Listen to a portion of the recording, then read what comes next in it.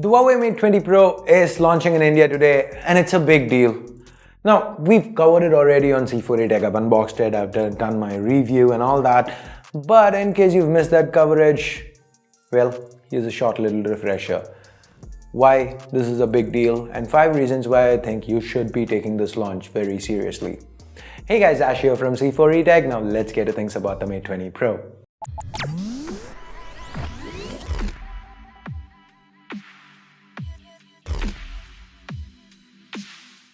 If you do end up liking this video, don't forget to turn on notifications by clicking that bell icon. And if you have not checked it out yet, cut to our current giveaways, if that's your thing. So why is the Mate 20 Pro a big deal? Why should you be buying one? Why should you even be thinking about that? Don't we have the Pixel 3 XL, the Note 9, the iPhone XS Max and all that?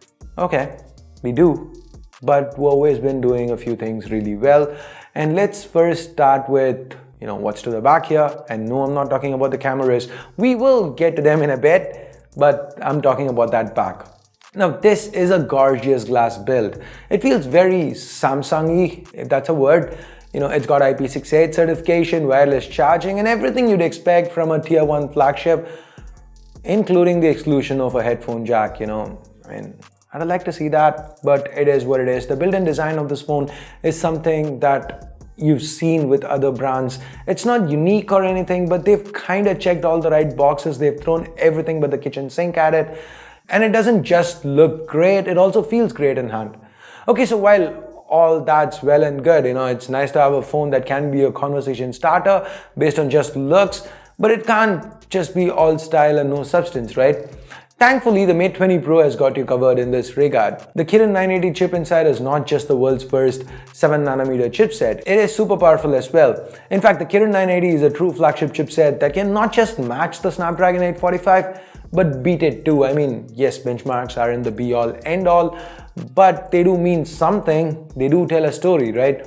CPU-wise, it outdoes the 845. Well, GPU-wise, it does fall behind a bit, but that's not really going to be a problem. No matter what you want to do, the Mate 20 Pro, the Kirin 980 inside should keep things chugging along quite nicely for a couple of years at least. Of course, what good is a fast phone or even a good-looking one if it's continuously running out of juice? Huawei has got that covered too. The phone isn't too thick or anything, but they've got an absolutely massive 4200 mAh battery inside. This is one of the highest capacity batteries that you can find amongst modern flagships. But the design and innovation doesn't stop there. Huawei even bundles every Mate 20 Pro with a 40-watt supercharger that gets devices juiced up so fast that it even makes OnePlus's Dash Charge seem ordinary. Just to put it in perspective, the supercharger for the Huawei Mate 20 Pro can juice the phone from 0 to 70% in just half an hour. That's kind of insane, right? Also, if you're one to show off just how big a battery your phone has, you can use the reverse charging feature and have your Mate 20 Pro charge another phone. Now, I didn't find this practical, but people in the comments were quick to point out, well, it might not really be practical to charge another phone with it. It might actually end up being a useful feature if you want to charge accessories that support it. Makes sense, right? Now, what good is a fast processor and a high capacity battery if you can't, actually use it to play games, own somebody on PUBG or binge watch an entire TV series? And doing that on the 6.39-inch 1440 by 3120 AMOLED screen is pure bliss. Huawei has even cut down the side bezels, and the bright colors, inky blacks and great detail make movie watching or playing games on the Mate 20 Pro a truly immersive experience. Yes, the notch haters out there would be quick to point that notch out, but come on guys, it is 2018 and Huawei is not just having the notch out there just because it looks cool. They actually have facial recognition, dedicated facial recognition hardware in there. So the Mate 20 Pro doesn't just rely on its selfie shooter and fancy algorithms. It's got the hardware to do actual 3D facial scanning, just like the iPhone XS Max.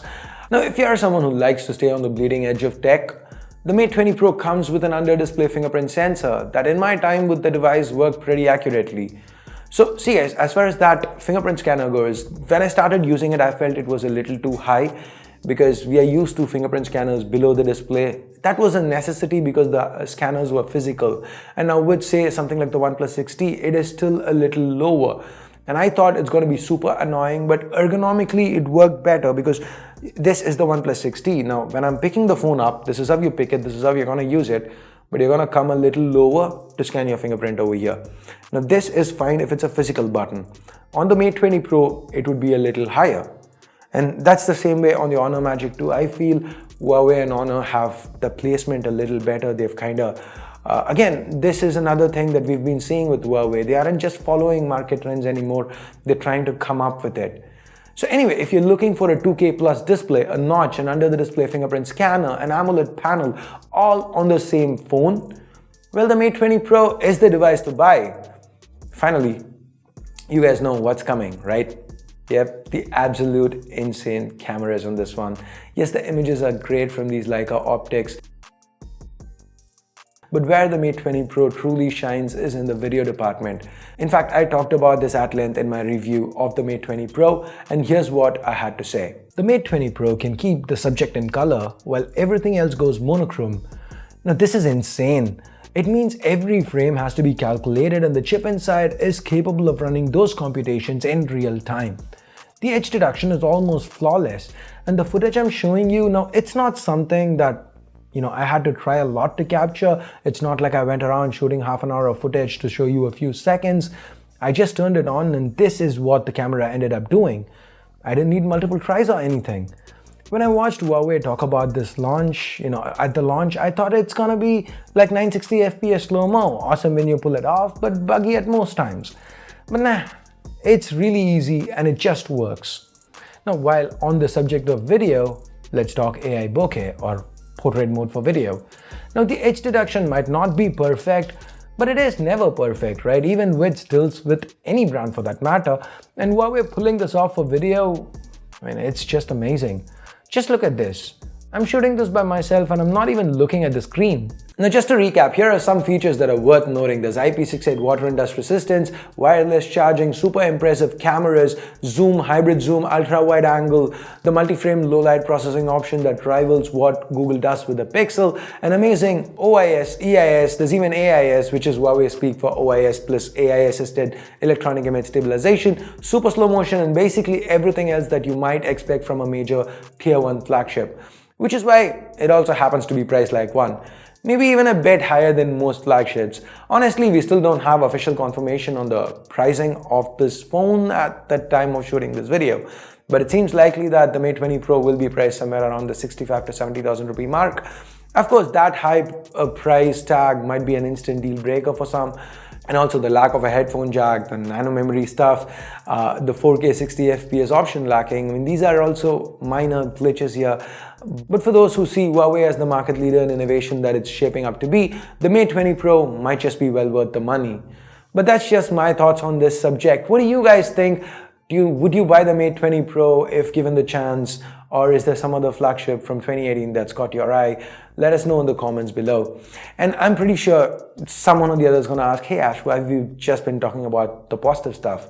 Because honestly, this phone has a lot of positives. The negatives are very, very minuscule. Like yes, the nano memory is one, the lack of headphone jack, the speaker doesn't sound too loud. It comes out of the Type-C port, which is again something new that Huawei has brought to the table. There is no 4K 60 FPS, but once you look past this and the price, there's really nothing much that Huawei has done wrong. This is one of the best well-rounded flagships that we've come across in recent times, which is why I've been super positive and super happy about this phone. So anyway, that's it for now. It is now time I bid you adieu. Please share this video with friends and family if you can. Thumbs up, thumbs down based on what you feel about it. Also subscribe and turn on notifications by clicking that bell icon if you haven't yet. Thanks a lot for watching. Till next time, my name's Ash. You've been watching C4 Retech, and I'm signing off for now. You guys have a great day. Bye-bye.